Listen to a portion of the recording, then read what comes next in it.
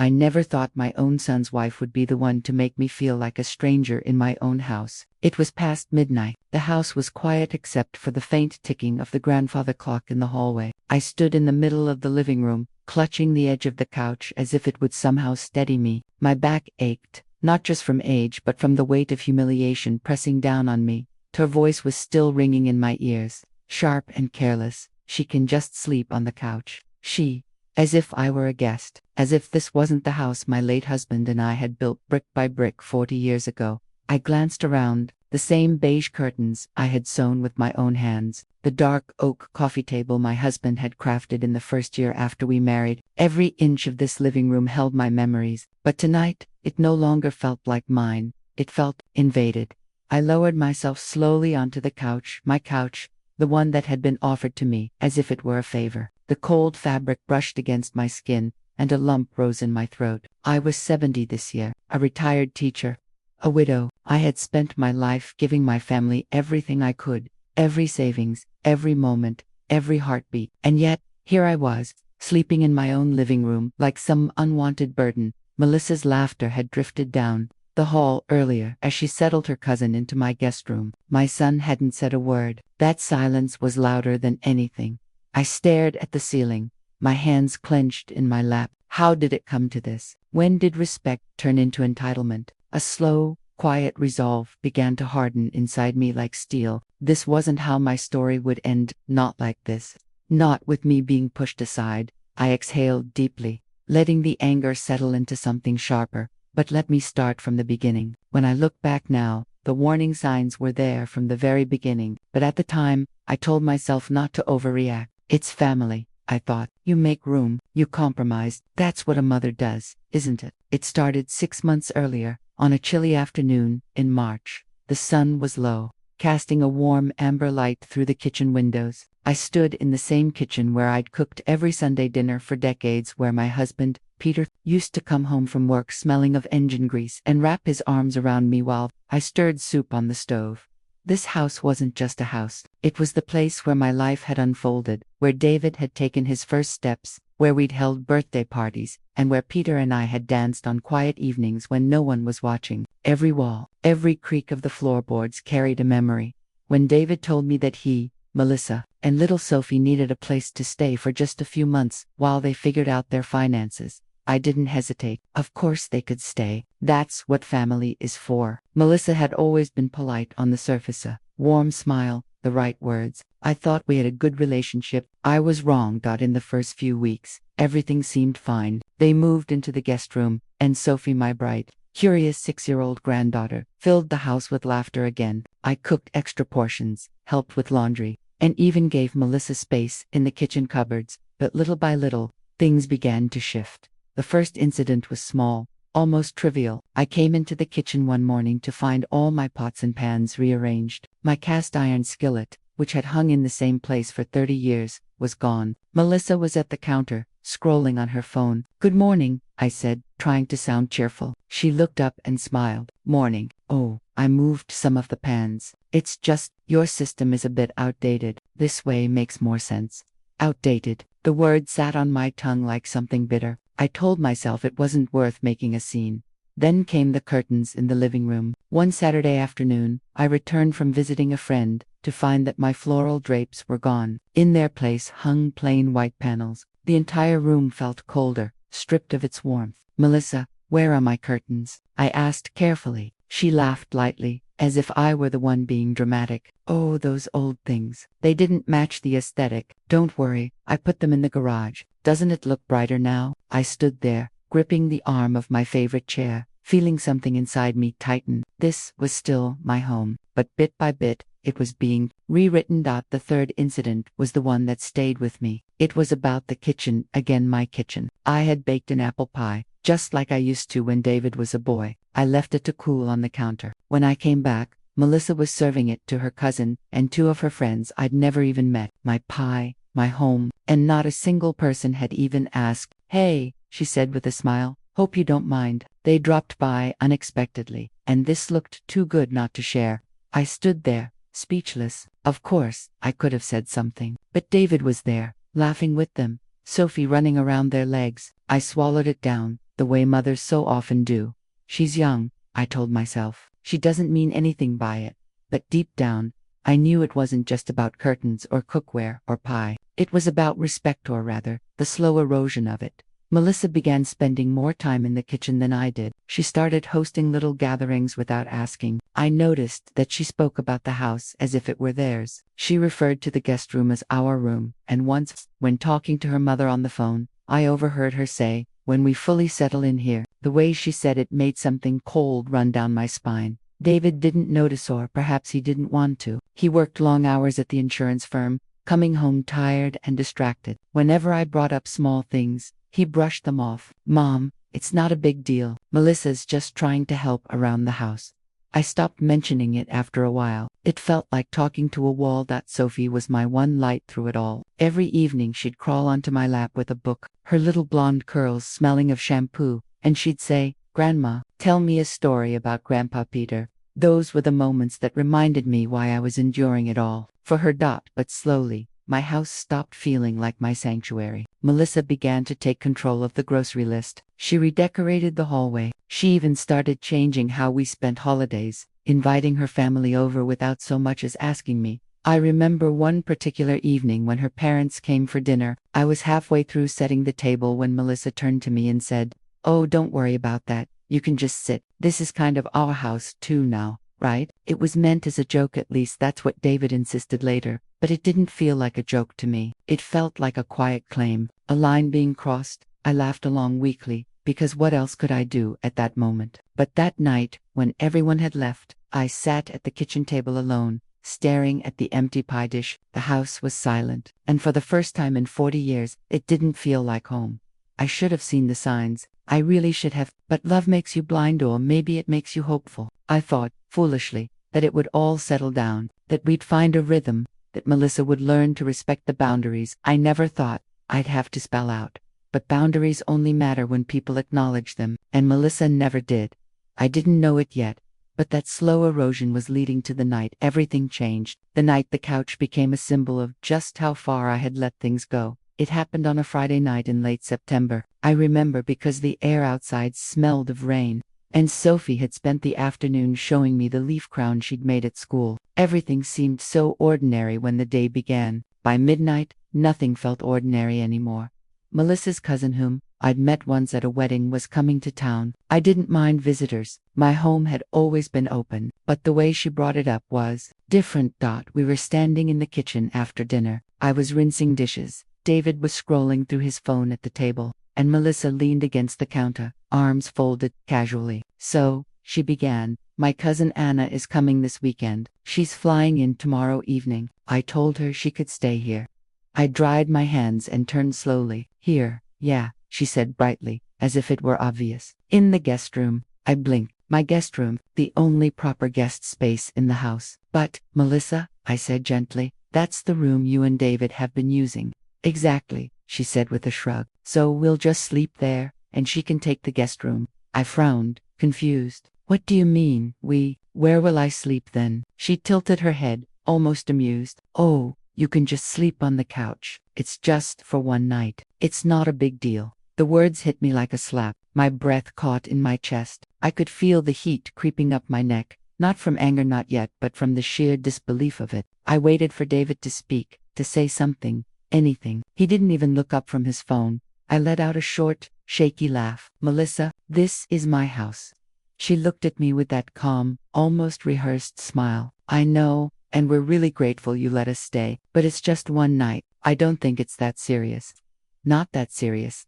I could feel my pulse hammering in my ears. "Melissa, I'm 70 years old. I can't sleep on that couch."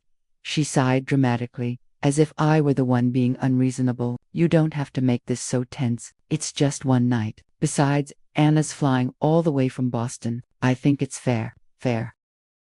I turned my eyes to David. "David," my voice was tight. "Are you going to say something?" He finally looked up, clearly uncomfortable. "Mom, it's just for one night. Anna doesn't have anywhere else to go." I stared at my son, the same boy I'd once carried on my hip, the same boy I'd sat up with when he had nightmares, and now, a grown man, sitting at my kitchen table, letting his wife tell me where I could and couldn't sleep. I swallowed hard. There are hotels, I whispered. Melissa's smile faltered, just a little. Well, why waste money when there's space here? My hands were shaking. I turned back to the sink to hide it. I'm not sleeping on the couch, I said quietly. There was a long silence. Then she said those 5 words that changed everything. She can just sleep there. She, not Mom, not your mother. Just she. My heart clenched. For a moment, I couldn't hear anything but the tick of the clock on the wall. I'd always prided myself on being calm, reasonable, level-headed, but something inside me cracked just then. Melissa, I said slowly, turning around, do you realize what you're saying? She didn't answer. She just gave me that polite, practiced smile. The one that always seemed to say, I've already decided, and your opinion doesn't matter. I felt the words rising in me like fire, but I bit them back, because if I let them out then, I would have said something I couldn't take back, not to her, but to my son. David stood up awkwardly. Mom, please don't make this a thing. A thing. I wanted to scream. Instead, I just nodded stiffly. Fine. I went to my room that night, shut the door, and sat down on the edge of my bed. My hands wouldn't stop shaking. This is my house. I repeated it to myself over and over again, as if the words would anchor me, but they didn't. Because deep down, I'd known for months that something was shifting, that Melissa had been quietly moving the lines between what was mine and what she wanted to claim as hers. Later that evening, after everyone had gone to bed, I overheard them talking. I hadn't meant to. I was walking down the hallway to get a glass of water when I heard Melissa's voice coming from their room. She's just so stubborn, Melissa whispered. She's old, honey, David replied. You know how she is.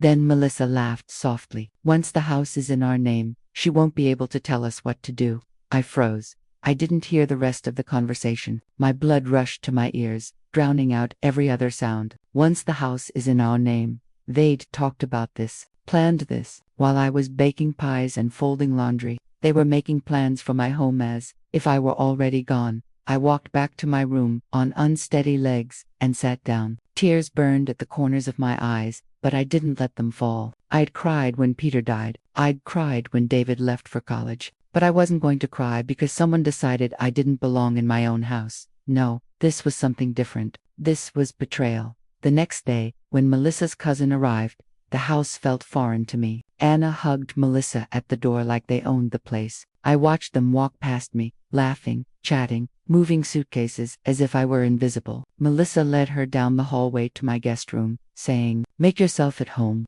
And then this part I'll never forget. She turned to me with a polite smile and said, "Thanks for understanding." Understanding, as if I'd agreed to any of it.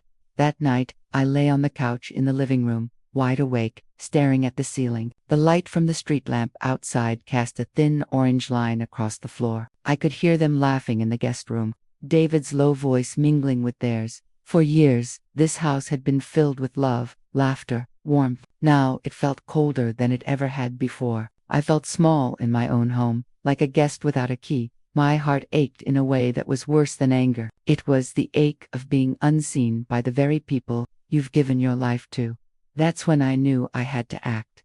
That night wasn't just about a couch. It was about everything that had been slowly stripped away from me piece by piece. Respect, space, dignity. I closed my eyes, and for the first time in months, I didn't think about fixing anything. I thought about ending it, ending their quiet takeover, ending my silence.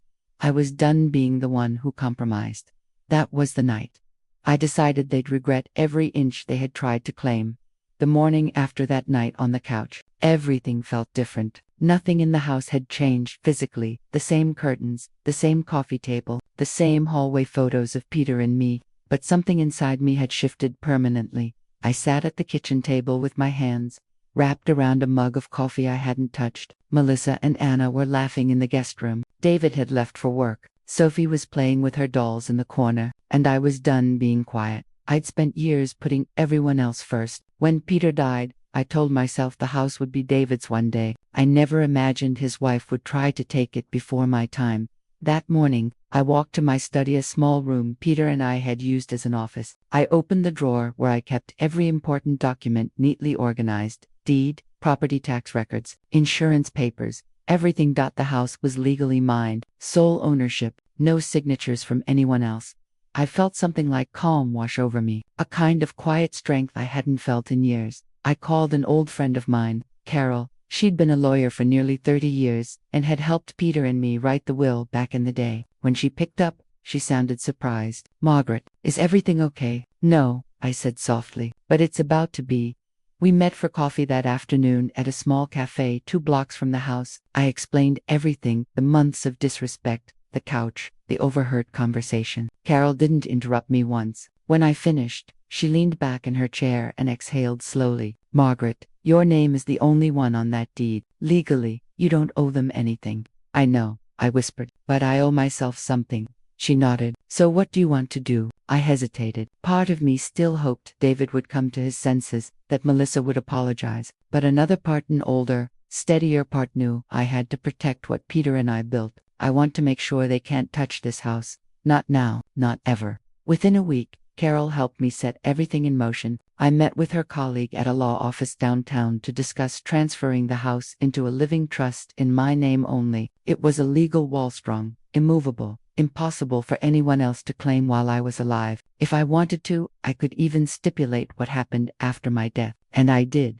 I rewrote my will, not out of anger, out of clarity. David would inherit a portion one day, yes, but under specific conditions. Melissa would have no legal claim to the property. I left a generous trust for Sophie, but I made sure to place it under the control of someone outside of them entirely. For the first time in a long time, I felt safe, but legal paperwork wasn't the only thing I planned. I started documenting everything, every disrespectful remark, every change in the house, every conversation. I kept a small notebook hidden in the drawer by the hallway phone. If things got ugly, I wasn't going to be caught unprepared.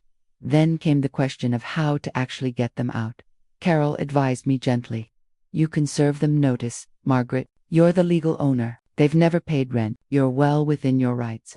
The thought of eviction had always felt like something cruel, something strangers did, but that night on the couch, Melissa had made herself a stranger to me. David's silence had been worse than a betrayal. It had been consent. I walked through the house at night when they were asleep, running my fingers along the walls. I remembered Peter's laughter echoing down the hallway. I remembered David's tiny hand gripping mine when he was little. I remembered every inch of this place being built with love. And I promised myself I would not let them take it from me, not with polite smiles, not with whispered plans, not with silence. I began setting time. I waited 2 weeks, long enough to let their sense of entitlement grow just a little more. I wanted the impact of what was coming to be unforgettable. During those 2 weeks, I kept my distance, calm and composed. I cooked less, stopped folding their laundry. I let Melissa think she'd won. She grew bolder, taking over the dining room with her cousin, talking openly about painting the walls when the house is officially ours. I didn't argue, I just listened. Meanwhile, Carol finalized everything. One Tuesday afternoon, I signed the last page of the trust documents. When the notary stamped that paper, it felt like armor sliding into place. The house was legally fortified. I left the lawyer's office that day with the papers tucked neatly in my handbag. It felt heavier than any bag I'd ever carried, but in a good way. The kind of weight that comes with power. Standing outside under the autumn sun, I whispered to myself, no more. The plan was set, the documents were sealed, and soon they would learn this house was never theirs to claim. I knew what I had to do. I just had to choose the perfect moment to strike. I chose the Tuesday after Halloween because it felt symbolic, darkness lifting, a small turning of the year. I woke up early that morning feeling curiously light. I had signed the last trust papers 10 days earlier. And now the legal scaffolding was set. The house belonged to me in every way that mattered. But legality alone would not be enough to unseat the entitlement that had lodged itself like a stone in my home. I wanted them to feel the consequences of their silence, and of the small cruelties that had become routine, before dawn. I laid out the papers on the kitchen table, the trust documents, the copies of the deed, and the notice Carol had drafted. I made 2 copies of each and put them into crisp envelopes. On the outside I wrote, in my neat, old-fashioned handwriting, "Notice to vacate immediate family tenancy." It felt strange, formal, and necessary. I prepared a simple breakfast of eggs and toast food. They would expect me to make hand. Then I sat down and pretended to read the newspaper. At 8 o'clock. I called David at work. He answered on the second ring. "Morning, Mom," he said, voice rough. "Everything okay?" "Yes," I said, keeping my voice steady. "Can you come by for lunch?" I need to talk to you about something. It can't wait. There was a pause, short and hesitant. Sure. I can be there by 1. I hung up and felt the old tremor of nerves. For weeks I had rehearsed what I would say, how I would present the facts, so there was no room for manipulation. I placed the envelopes by the bread box where Melissa would see them when she came into the kitchen. I arranged the table with the same care I had always given to family meals. 3 plates, 3 cups because ritual mattered. Change had to look ordinary until it struck. Melissa came into the kitchen with her hair in a messy bun, wearing the oversized sweater that always made her look younger than her 32 years. She kissed Sophie on the forehead and pecked David on the cheek. "Morning, Mom," she sang. I smiled. "Good morning." Her eyes flicked to the envelopes, and she picked one up casually. "What's this?" "Read it," I said. My voice was soft, not a tremor in it. "It's important." She opened the envelope, skimming for a moment before her face changed. I watched the light leave her eyes as she realized the nature of the document. "Margaret, what is this?" she asked, too loudly for the empty kitchen. "It's a notice," I said simply. "You and David have been staying here for 6 months as guests. You never paid rent. You never asked permission to host guests or to use the guest room. I've asked nicely before. Apparently niceties weren't enough." Her mouth formed the word eviction, like a scandalous thing. "You can't be serious." "I'm very serious," I said. "I've given you time. I've tolerated a lot, but this house is mine. The trust is in place. You have 30 days to vacate." 30 days. Saying the number aloud made it real. It was generous, measured, and deliberate, intended to be fair, while also unambiguous. I had no desire to humiliate. I wanted to stop the slow theft of a life. Melissa's reaction was immediate. Heat, shock, rage. She began pacing, hands flying. "This is ridiculous. We have nowhere to go. David works nights. Sophie is in school here. You can't just throw us out." "Technically, I can," I said. "But I'm offering time. 30 days. There are local housing services. I can help you find a temporary place. I'm not heartless." David came into the kitchen then, wiping his hands on his coat. He looked ashen, like someone who'd been booted awake from a deep sleep. "Mom, you didn't mean to say she..." I interrupted. "You didn't mean to stand by while your wife told your mother to sleep on the couch. You didn't mean to plan to take this house while I still live here." He looked down, shame folding his face. I didn't know they were serious. "Melissa and I talked about it, but you didn't tell me," I finished. "You didn't defend me." Tension tightened the room. Sophie, who had been coloring at the table, looked up, puzzled. "Grandma?" she asked softly. I forced myself to speak gently. "Sophie, sweetheart, why don't you play in your room for a bit? Grandma and Daddy need to talk." Sophie shuffled away, clutching a crayon, and the small, ordinary movement of a child leaving the scene made the moment feel even starker. For the next hour, I presented the facts. I showed them the trust documents and explained clearly what they meant. That while I lived, the terms of occupancy were at my discretion. I laid out the logistics. 30 days, moving assistance, and a list of nearby rentals and housing services. I also read aloud selected entries from my private notebook: dates, comments, examples of the disrespect, the pie taken without asking on May 12th, the curtains removed on June 3rd, the cookware rearranged on March 19th, the night I was told to sleep on the couch on September 27th. I read them slowly, one by one, so there could be no denying the pattern.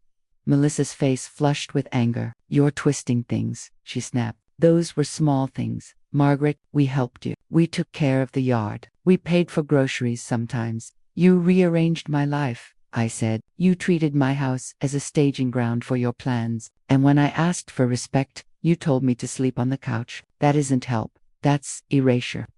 David made a half step toward me, as if to plead, but I raised a hand. "No apologies without action," I said. "Words are cheap." Then came the twist I'd planned quietly. A tenant Carol had found, through a contact, a retired teacher looking for a long-term place, someone who appreciated a house with history. I had told Carol to wait until the notice was served. Timing mattered. When Melissa's eyes were at their widest, I slid a second envelope across the table. Inside was a 1-page letter from the prospective tenant, Elaine Byrne, a 64-year-old, retired schoolmate of mine, offering a modest rent and a commitment to care for the house like it was a person. Melissa reacted like a struck animal. You can't do that. You promised David. I promised no one. I corrected. I promised myself, and I promised this house. David stammered. Mom, we can find another place. Please, we can. You should have thought of that before you spoke about taking what's mine, I said, and then my voice softened. David, I love you, but I cannot let this continue. Not under my roof. Silence fell heavy, like the calm after a storm. I could see the boy David had been in the slump of his shoulders. I saw the man he had become, softened by fatigue and choices. Could I have handled this differently? Perhaps, but the months of being dismissed had hardened a necessity in me. Outside, the street hummed with the ordinary life of Tuesday mailboxes being opened, a dog walker passing by, while inside the house everything tipped on its axis. News of the notice spread fast among Melissa's circle. That afternoon, 2 of her cousins materialized on the doorstep, indignant and ready for battle. I greeted them with tea. I offered no dramatic speeches. I showed them the paperwork and explained calmly that the decision was legal, considered, and final. They sputtered and demanded meetings with lawyers. I gave them Carol's number. There were more scenes I had expected, slammed doors, bitter texts, and long nights when I doubted my own resolve. Melissa packed hastily one evening, leaving Sophie's favorite stuffed rabbit behind in the chaos. She returned an hour later to fetch it, eyes swollen, whispering, "This isn't over." It wasn't supposed to be a spectacle. I didn't want to humiliate anyone. I wanted boundaries enforced. But enforcement often has collateral damage. Awkward smiles at the post office, murmured conversations at church, friends choosing sides, small social ripples that made the days after the notice strangely loud. David called me 3 times a day in the weeks that followed. At first his calls were half apologies, full of excuses about work and pressure. He came by once a week to drop off Sophie's drawings and left them on the porch. Our conversations were halting, but they were happening. The man who had stood silent the night on the couch began to ask questions, and for the first time he listened more than he spoke. Melissa's messages were a different thing, angry, accusatory, a gauntlet of words meant to wound. On a bleak November morning, after a sleepless night of second-guessing, I read them and breathed slowly. Was I cruel? I asked myself. Was it necessary? The answers were not tidy. What I knew was that my home felt like mine again, and that Sophie continued to visit, bringing small, bright drawings that she slid through my letterbox with a shy, hopeful smile. On the last day of the 30-day period, Elaine Byrne arrived with a small lemon cake and a bag of bulbs for the front garden. She hugged me with surprising warmth. "I promise I'll look after him," she said, meaning the house, like a living being. Elaine's presence was quiet balm. The house sighed back into itself. Months turned into the slow rhythm of a new normal. David and Melissa's marriage frayed under pressures neither of them had anticipated. Arguments echoed through thin walls about pride, responsibility, and Sophie's future. They rented a small flat across town. Sophie still came on weekends. She would fall asleep on my sofa sometimes, head on my lap, and in the dark she would whisper, "Grandma, did you win?" I would hold her and say, "I chose to live my life as I deserved to. Isn't that what other people call justice?" I wondered. There were consequences. I never wanted sharpened family ties, quieter holidays, the ache of distance from my son, but reclaiming my home restored something vital, dignity, that, in the end, was worth the rumble of upset. When people ask me if I regret it, I think of the nights I spent sleeping in my own bed again, of the weight of embarrassment gone, and of Sophie's small, warm hand in mine. The victory was less dramatic than I had imagined. It was the simple right to be at home in my own life. The house was silent again after they left. Not the cold, tense silence that had filled the rooms in the weeks before, but a quieter, more natural stillness, the kind that comes when a storm finally passes. For the first time in months, I stood in my kitchen and felt free. Not victorious, not gloating, just free. The day after they moved out, I woke early. Old habits die hard. I brewed a pot of coffee, buttered 2 slices of toast, and sat at the kitchen table. No one came in and rearranged the mugs. No one sighed dramatically about outdated systems. No one told me what I could or couldn't do in the house I had built. Elaine moved in a week later. She was gentle with everything she touched, the way you'd handle something that already has stories in it. When she set down her teacup, she placed it carefully on a coaster. When she walked through the hallway, she looked at the framed photographs as though she were walking through someone's life. She even asked permission before moving a chair to a sunnier corner. It was such a simple thing, But after months of Melissa's entitlement, that consideration felt like air in my lungs. David came by for the first time 2 weeks after the eviction. He didn't bring flowers. He didn't bring apologies wrapped in careful words. He brought Sophie, who ran into my arms, as if nothing in the world had changed. I held her tight, breathing in the faint scent of apple shampoo in her hair. And for a moment I forgot the pain. David stood in the doorway, awkward, hands shoved into his jacket pockets. "Mom," he began quietly, "I wanted to talk." I gestured for him to sit. He didn't. He stayed near the door like a boy, afraid of being scolded. "She's still angry," he said finally. "Melissa, she says you blindsided us." "I didn't," I replied calmly. "I gave you 30 days. I gave you every chance to respect my home. I begged you to say something. You didn't." His jaw tightened. "I know, I screwed up." The honesty in those 3 words caught me off guard. For months, I'd prepared myself for excuses, for justifications, for him to defend her. Instead, he just stood there, eyes lowered, as if the weight of his silence that night on the couch had finally landed on his shoulders. "David," I said softly, "I love you, but love isn't permission to erase me." He nodded, slowly, as if the sentence took time to reach him. Sophie came back into the kitchen with her crayon drawing of the house. She pointed to a crooked square she had colored in yellow. "That's the living room," she said proudly. Then, in her small, earnest voice, she added, "Grandma, can I still sleep here sometimes?" That question hit me harder than I expected. "Of course, sweetheart," I whispered. "This will always be your home, too." And in that moment, I realized something I hadn't been able to see clearly during the chaos. I wasn't just fighting for a house. I was fighting for the meaning of it, the respect, the history, the dignity it carried. Melissa saw walls and rooms she could control. I saw the life I'd built with my own hands. The weeks that followed were quiet, but they weren't easy. Melissa sent messages I didn't answer long, angry texts about betrayal, about how I turned my back on family. Her side of the story spread through her relatives. Whispers found their way into church pews and Sunday grocery aisles. Some people avoided me, unsure which side of the family feud was safest to stand on. But others, old friends who had seen me raise David, who had watched me keep this house afloat for decades, looked me in the eyes and simply said, "Good for you." It wasn't revenge in the way movies show it. There was no applause, no fireworks, just quiet boundaries finally respected.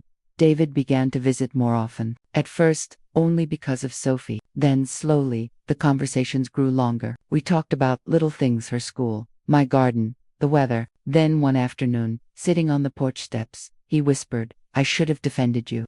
I didn't say anything for a long time. The breeze rustled the old maple tree Peter planted the year David was born. "Yes," I finally said, "you should have." His eyes filled with tears he tried to hide. He didn't ask for forgiveness outright, and I didn't offer it outright. Some wounds aren't patched in a single conversation, but something in the air shifted, a quiet acknowledgement that mattered more than apologies ever could. About Melissa, meanwhile, built a new life across town. We barely spoke. When we did short, clipped exchanges at school events or holidays, it was civil but cold. She never admitted fault, but she also never tried to set foot in my house again. Elaine and I found a rhythm that felt like breathing again. She kept to herself, respected my space, and in the evenings we often sat on the porch with cups of chamomile tea, talking about the past in soft tones. She didn't fill the house with noise. She let it exhale. Christmas came, and for the first time in years, I decorated the house the way Peter and I used to. Warm yellow lights on the eaves, cinnamon candles on the table. Sophie helped me hang ornaments, giggling every time one of them jingled. David came for dinner alone without Melissa. The table was quiet, warm, honest. He stayed longer than expected. When he left, he kissed my cheek like he used to.